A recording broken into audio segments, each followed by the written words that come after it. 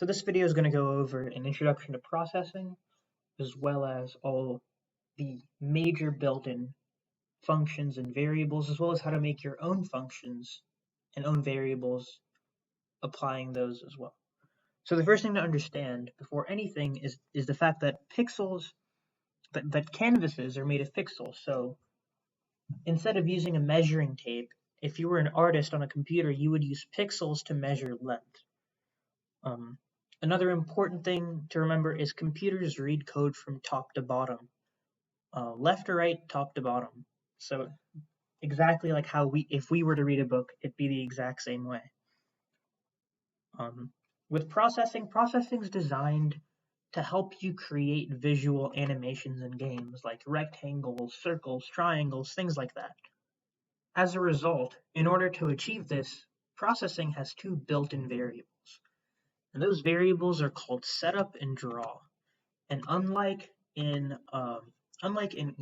Carol, where we would write function, in processing, these two built-in functions are preceded by a void. And void just means that the function doesn't give anything back. We put code into the function, but the function doesn't return anything back to us. And in later classes, we'll get into exactly what that means. So these are the two basic functions in processing, and these functions allow us to set up our canvas and do things with it. And like an artist, the first thing we would do is we'd set up our canvas. And like an artist, we have two options. We can either make a canvas to a certain size we want, or have it encompass the entire screen. Have our piece of paper, our electronic paper, cover the entire screen, or cut it to a size that we want. If you want to make your canvas a specific size, you quite literally type in size. And you put in how many pixels wide you want your canvas to be and how tall you want it to be. So if I want my canvas to be 200 pixels wide, or 200 of those little dots on my screen wide, 300 of those little dots tall, it'll look something like this. Alternatively, you could also make a canvas that's the entire size of your screen by typing full screen, and this is much easier to use in general, and it automatically encompasses your entire screen. The second thing you would set up is, well, your background color. You wouldn't want your background to be gray unless I suppose you were making something that way, but you can adjust your background color. So as painters, we mix colors together to create other colors. We would mix the three primary colors, red, green, and blue, to make other colors. And you do the exact same thing through processing. To set a background color, you would type background, and you would put in 3 numbers. And each of those numbers represent a certain amount of red, a certain amount of green, and a certain amount of blue. Because different quantity of those colors, different quantities of those colors result in newer colors. So for example, I can put in 100 red, 20 green, and 40 blue, and my canvas is going to be this dark maroon shade. These numbers range from 0 to 255, where 255 is the brightest and 0 is the darkest. So in this situation, I have the most amount of red because I have 100 red, the second most amount of blue because I have 40 blue, and the least amount of green because I only have 20 green. There's more red than anything else. Similarly, if you wanted a black background, it would just be 0, 0, 0. You would have no amounts of red, green, or blue. And if you wanted an all-white background, it would all be 255, 255, 255, just like that. And everything would be pure white. You can also adjust how bright or dark individual colors are. So if I want a red background, I could just have very bright red. So this would be a really bright red. But let's say I want red, but I don't want it to be as bright. I can set this down to like 100. And as you'll see, it's still red, but it's a darker shade of red. Now, obviously, finding the exact numbers for the different colors you want is a challenge. You're not expected to memorize any of these. So as a result, processing has a built-in tool to help you with this. Up here on the top left corner, on this little toolbar, it says File, Edit, Sketch, Debug, and then to the right of Debug, there's Tools. If you click on Tools, you can click on Color Selector, and this lets you select pretty much any color in the visible spectrum. So let's say I want to go with this nice bright shade of pink. According to this, and these bottom three numbers over here tell me the respective values for red, green, and blue. So it says I need 234 red, 45 green, and 159 blue.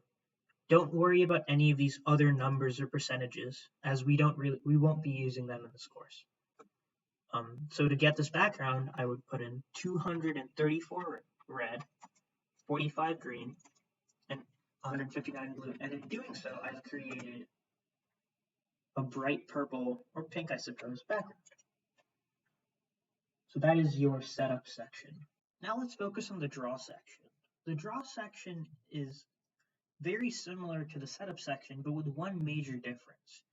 You see, in the setup section, your computer looks at the setup section once from top to bottom, so it'll look through setup and say, okay, I'm going to set my background to purple, and it's going to be full screen. And after it looks through both of these commands, it stops. It doesn't look through them again, and it's set in stone.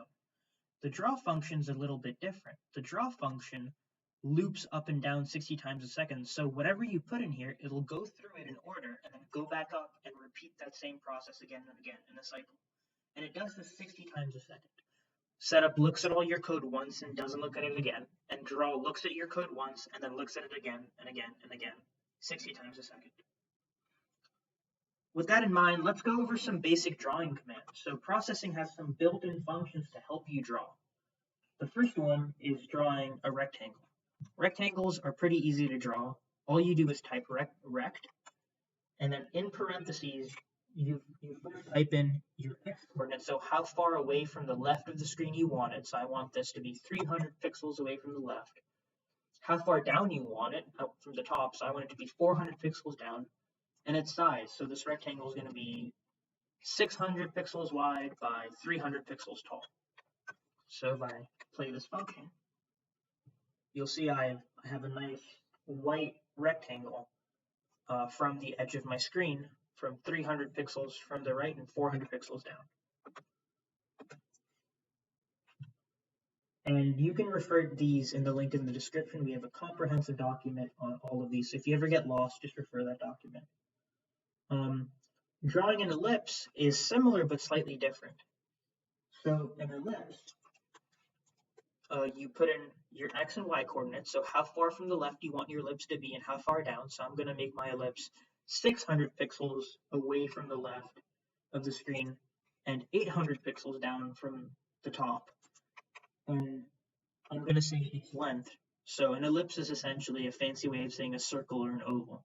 So the first value tells you how wide you want your ellipse to be. So I'm going to say it's going to be, I don't know, 250 pixels wide, and it's going to be 100 pixels tall. So when we play our function, you can see that we have an ellipse to those exact parameters. Now it's important to remember that a computer reads from top to bottom, which means whatever's below is going to be on top of the things that it's ahead of. So for example, if I were to put this ellipse at the same location as the rectangle, so this was 300 pixels from the left and 400 pixels down, and I play this, you can see that the oval is on top of the rectangle. The ellipse is on top of the rectangle. However, if I put my rectangle ahead of the ellipse, well, now the rectangle's over the ellipse. And this makes sense because if you were drawing something, you would never draw your background after you drew your characters. Because if you painted over your characters, you wouldn't be able to see them. So in a way, your rectangle's drawing over your ellipse, which is why the rectangle's over the ellipse. A more complex shape is the triangle. The triangle, instead of having an x and y coordinate and a size, a triangle is comprised of 3 points. It's comprised of an x and y point. Of the three, you have to assign an x and y point to each of the 3 points of a circle, of a triangle. So let's say I'm going to have my bottom left side of the triangle be 300 pixels from the left and 400 pixels down. I'm going to have the second point of my triangle be 500 pixels from the left and 200 pixels down, and the third point is going to be 1,000 pixels from the left, 1,000 pixels from the left, and 800 pixels from the top. So when I play this, I get a funky looking triangle that looks kind of like this. They're a bit more complicated, and if you would like to use them, I recommend you check out the document in the description. Like with our backgrounds, we can also change the color of our shapes. And we do this using RGB, except instead of typing background, we type fill. And we would put in RGB values. So if I wanted my ellipse to be black, I would just put 0, 0, 0. And essentially, when you tell a computer what a fill is, it applies this fill to everything below it. So when I hit play, all my shapes are going to be black. So, however, if I want my rectangle to be white, I would put another fill command over here. So now, only my ellipse is black, and the fill and my rectangle and triangle are white. Now, if I open up my canvas again, one of the things you may have seen is that shapes automatically have a black border around them. You can't really see it with the circle since the ellipse is already black. But then there is a way to get rid of this border, and that's through another built-in function called no stroke. So let's say I want my ellipse to have the border, but I don't want my rectangle to. I would type no stroke. So now when I hit play, you'll notice that the rectangle does not have a border around it, but neither does the triangle. That's because just like fills, no stroke applies to everything under it. So once you type in no stroke, there won't be a border for anything below it.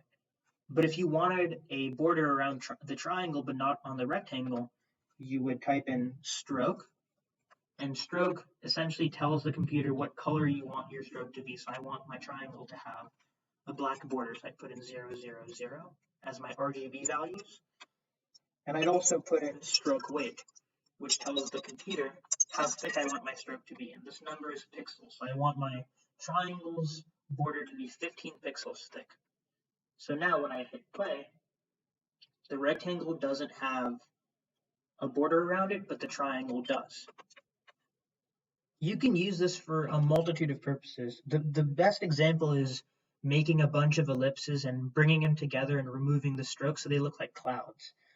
You can see a visual example of that in the document linked below.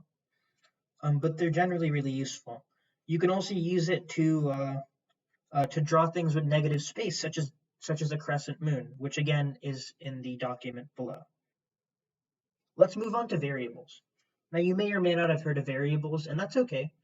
But essentially, variables are things that store information, such as a sentence, a number, a decimal, whatever it may be. A variable, in its simplest form, stores data. So processing has a bunch of built-in variables that store things for us. The coolest thing, in my opinion, is a variable called mouseX and mouseY, where what processing does is it stores the location of our mouse, or the X and Y coordinates, or how many pixels away from the right of the screen and how many pixels away from the top of the screen our mouse is. So if I were to type rectangle, draw a rectangle, but instead of defining how many pixels, how far from the right and how far down the rectangle is, if I were to just type mouse X, and you'll see it light up, and mouse Y, and let's say my rectangle is 100 pixels wide by 200 pixels tall, what's going to happen is the computer is going to draw a rectangle wherever my mouse is, whatever the X coordinate of my mouse is. And because this is the draw function, which means that it goes through this code and keeps doing it again and again 60 times a second, if I move my mouse, a rectangle will be drawn in other locations. So if I hit play, this is pretty cool to see, I can move my rectangle around and it kind of looks like it's three-dimensional. Another way you can use this is, let's say you want to move your rectangle around, but you don't want it to look like it's a snake. You just want the rectangle. You just want one rectangle on your screen? Well, if you copy your background color and put it in your draw section right under your rectangle, what's going to happen is the computer is going to set its background to this bright pink. It's going to draw a rectangle and then reset itself to bright pink and then draw a new rectangle. So it kind of hides away it hides away the previous rectangle you drew. So it looks like there's only one rectangle on the screen, when really it's just a bunch of layers of pink covering everything up. So that's a really, really cool variable, probably one of my favorites. Another variable you can use is width and height. Processing automatically knows how big your canvas is, whether you tell its size or whether you decide to make your canvas full screen. So by using width and height, you can divide your canvas up into different sides. So if I want my rectangle to be perfectly in the center of my canvas, I can say, okay, rectangle, your width is going to be the width of the canvas, if I could type, divided by 2, and your height is going to be the height of the canvas divided by 2. So take the width of my canvas divided by 2, that's the x location of my rectangle. Take the height of the canvas, divide that by 2, that's the y location of my rectangle. So if I hit play, the corner of the rectangle is directly in the center of the canvas. Finally, we can make our own variables. As I said, variables can store a bunch of things. So a variable has 2 different steps to it. It has a name and it has a type. Today we're going to focus on 2 types of variables, integers and floats. Integers are whole numbers. So these variables store whole numbers like 0, 1, 2, and 3 with no decimal places. To make an integer variable, I would type int, and you'll see light up in orange, followed by the name of your variable. So I'm going to call this variable rectx, and this variable, I'm going to use this variable to as the x coordinate of my rectangle, and I'm going to give this variable, by hitting an equal sign, a value of 300. I'm going to make a second integer called int recty and give this variable a value of 600. So now what's really cool about this is, instead of having to type numbers in this area, I can just type rectx, comma, recty. So if I hit play, the location of the rectangle is 300 pixels away from the left and 600 pixels down. Pretty cool. The second type of variable is a float. Floats are integers with decimal places. So like 3.14 would be a float, anything with a decimal place. So if you want to be super, super precise, you can use a float. So if I were to change this to a float, and I just would type float, I can make this number something like 299.9999. And I can make this number 44.956. And now, if I hit play, the rectangle is in a completely different location. What's cool about variables is that you can change the value of variables in different times. So even though right now the variables are assigned to these numbers, I can go inside the draw function and say, you know what, I changed my mind. I want rectx, I want my x position to equal 40, and I want my y position to equal 80. And don't forget your semicolons at the end of your statements. So if I hit play on these ones, it's at a completely different location. So you can assign variables to begin with and change their names. So variables are a very, very powerful tool. A real life example would be video games use variables to store your score. So if you've earned a point, but you start off at 0 points. So initially if you're playing a game like Pong, you start off with a score of 0, and if you win something, if you win a game, then you get added a point, and it stores your points as a variable. So using variables, I'm going to show you something really cool. I'm going to animate using variables. So remember that the draw method, unlike the setup method, looks at all your instructions and does them again, and continuously repeats these instructions 60 times a second. So I'm going to change these values to 0, 0, 0.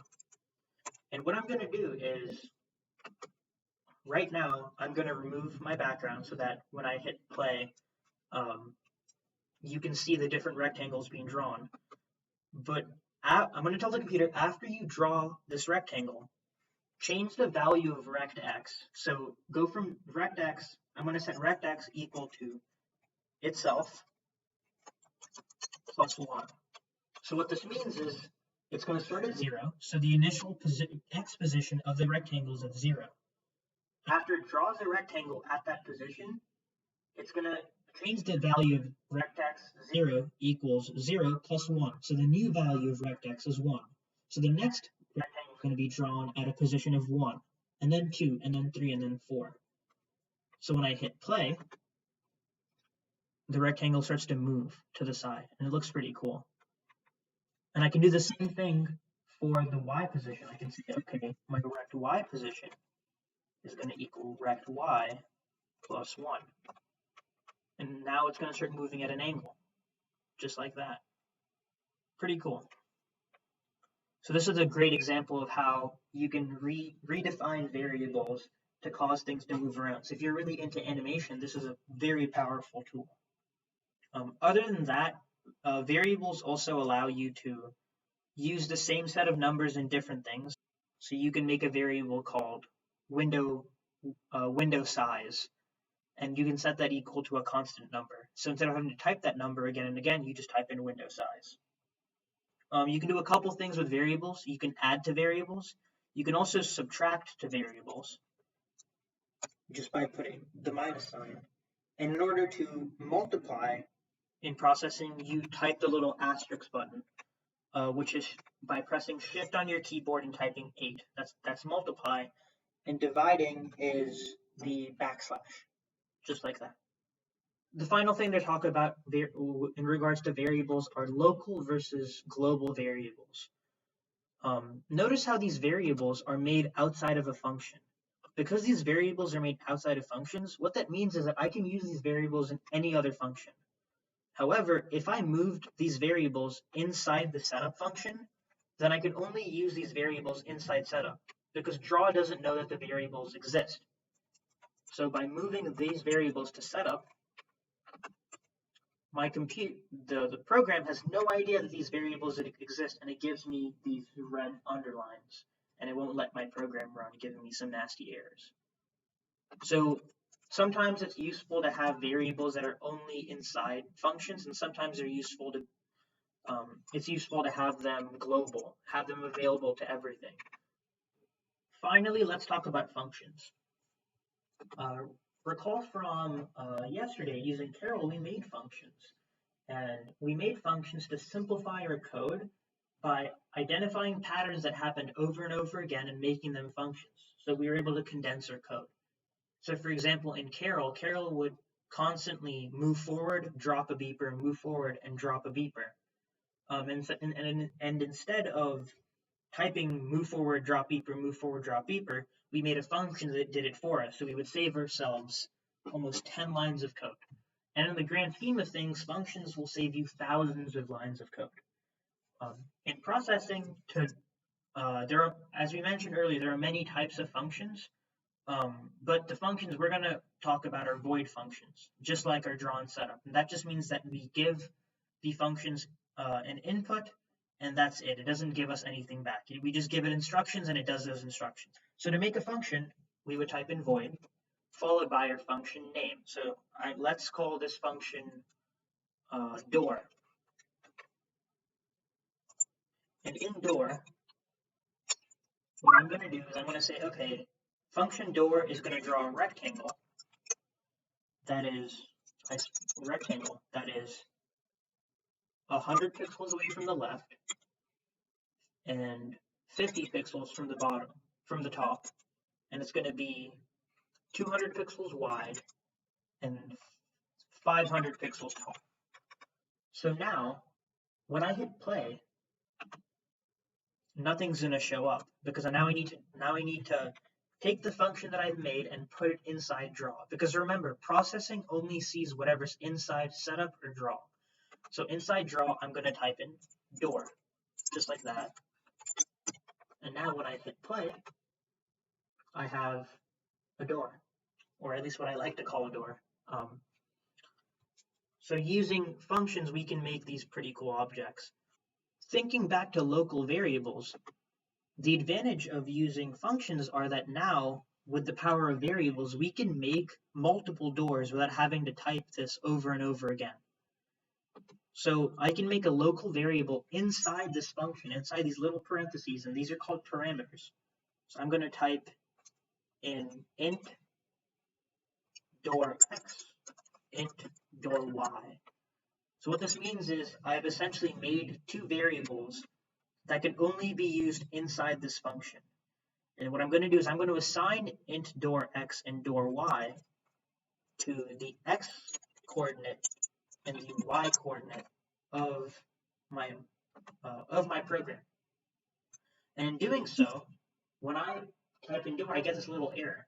And the reason I get an error is because it's expecting two numbers to be inside these parentheses. And those numbers represent door x and door y.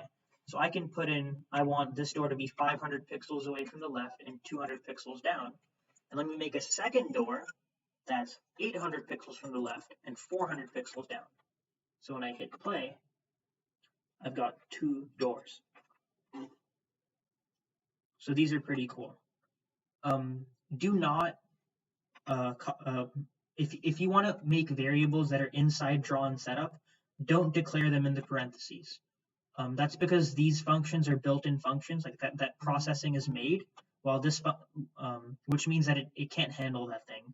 Functions that we make ourselves, so anything that isn't draw or setup, we can put variables inside these parentheses.